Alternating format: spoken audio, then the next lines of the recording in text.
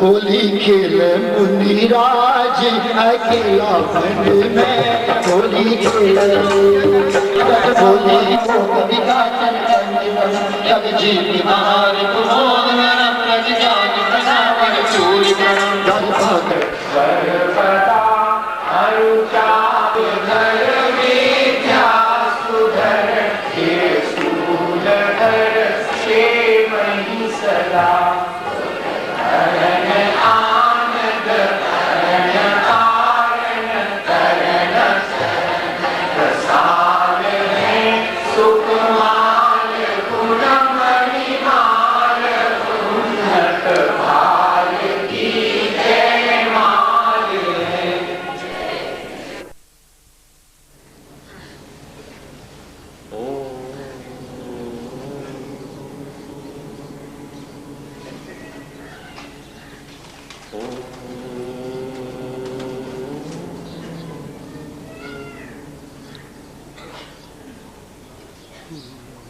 मंगलमय मंगल करण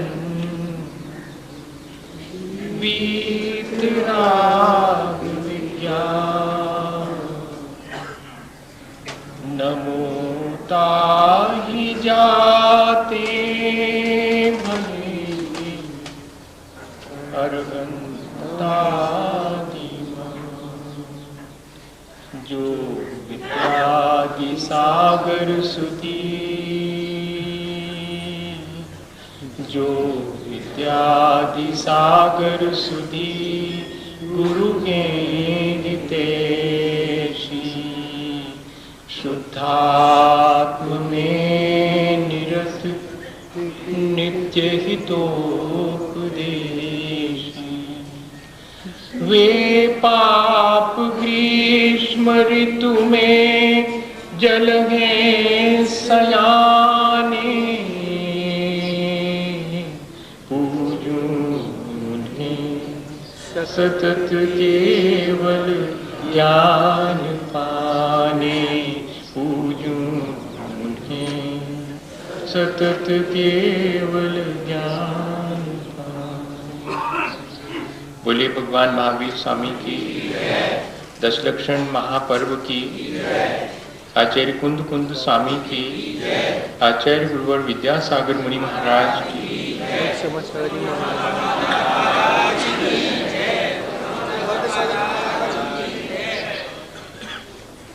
हम सभी लोग अपने जीवन को अच्छा बनाने के अनुष्ठान में निरंतर शामिल होकर विचार कर रहे हैं कि जो जीवन शेष रहा है उसे हम किस तरह और बेहतर ढंग से जिएं। हमारे जीवन में कुछ ऐसी बातें शामिल हो गई हैं जिनको हम खुद भी नहीं चाहते, पर हमारे अपने पुराने अज्ञान की वजह से संस्कारों में वो चीज़ें इतनी जज्ब हो गई हैं कि हम उन्हें चाह करके भी अपने से अलग नहीं कर पाते।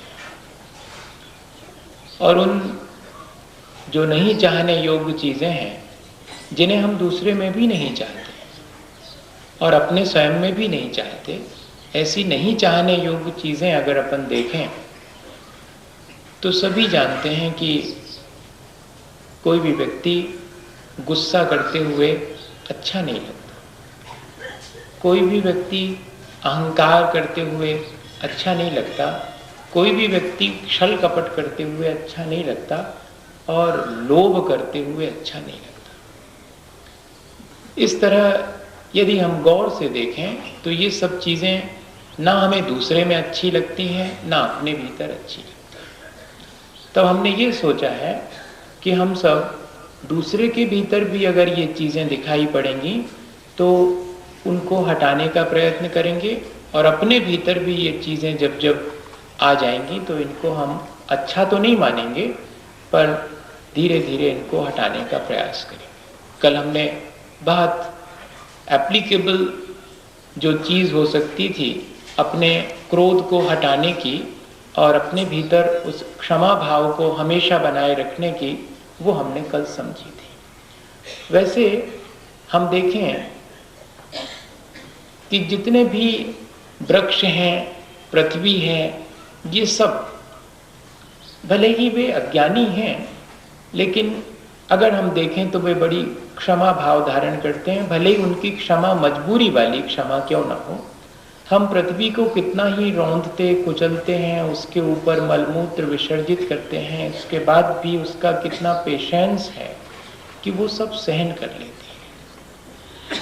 वृक्षों को हम कितनी तकलीफ पहुंचाते हैं, मारपीट करते हैं, उन्हें तोड़ फोड़ के रख देते हैं, इसके बावजूद भी वे चुप रह जाते हैं। हालांकि ये उनकी मजबूरी है, पर क्या हम उनसे कोई संदेश नहीं ले सकते हैं? हम उनसे एक ही संदेश लेना चाहें तो ले सकते हैं कि हम जितनी अधिक सहनशीलता, सहिष्णुता अपने भीतर बढ़ाएंगे, उतना ही हमारे अंदर क्षमता बढ़ेगी, और क्षमतावान व्यक्ति को ही क्षमा भाव शोभा देता है।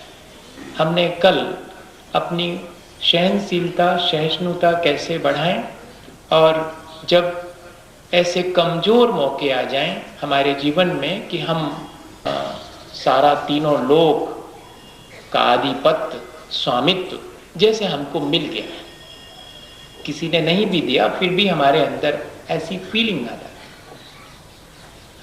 है। ये जो फीलिंग है वही हमारा अपना अहंकार है, और जिसके चलते हमारी मृदुता और कोमलता चली जाती है, हम कठोर हो जाते हैं। जैसे थोड़ी देर पहले मैं थोड़ा सा कठोर हो गया था, अभी थोड़ी देर पहले। नहीं होना चाहिए, लेकिन ऐसा मन में भाव आ गया, अब उसको कमजोरी माना जाएगा। मेरे भीतर हो या किसी और के भीतर कमजोरी थी, उस बात को दूसरे ढंग से भी कहा जा सकता था। मैं बाद में सोचता रहा कि उसको ऐसे ना कह के दूसरे ढंग से कहना था कि आज हम अभी तक जैसी पूजा करते आ रहे थे वैसी ना करके थोड़ी और हटके करते हैं, देखें अगर उसमें मजा आएगा तो वैसी करेंगे, नहीं आएगा तो जैसी कर रहे थे वैसी करेंगे। ऐसा भी कह सकते थे, ये कमी मानी जाएगी, है ना। अब उस चूक को अपन को सुधारना, ये सामने एक उदाहरण है। अपन को रोज एक चीज मिल जाती है, अपन सुधार सकते, वहीं के वहीं उसको संभाल सकते हैं, और आगे जब ऐसा अवसर आएगा तो हम नहीं चूकेंगे। ऐसी अपने को ऑटो सजेशन, ऐसी सलाह दे सकते हैं। ऐसे